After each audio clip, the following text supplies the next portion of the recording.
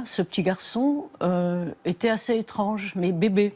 C'est-à-dire que bébé, je voyais qu'il y avait des choses étranges, comme une éviction du regard, une raideur des membres, presque un refus de jouer, un refus d'être touché.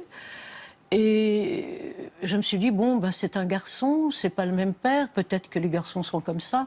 Il était bien sûr suivi par un pédiatre.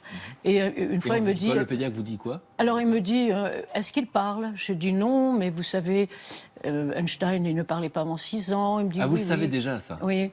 Donc, de fil en aiguille, il m'a demandé de consulter en pédopsychiatrie, ce que j'ai fait.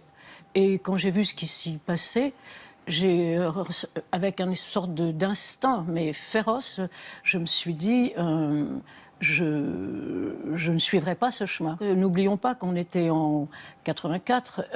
On vous dit qu'on va le mettre à Dijon, c'est la Chartreuse.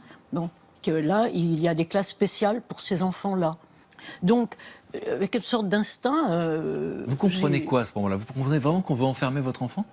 Alors, le mot enfermé n'est jamais prononcé, bien sûr. On vous dit qu'il ira à l'école là, et qu'après, en 6 ans, il fera ça. Mais moi, je n'écoutais même pas ça. J'ai dit, pas question. Et là, j'ai décidé de combattre seule, parce que c'est un combat. Je n'ai jamais ressenti de tristesse ou de...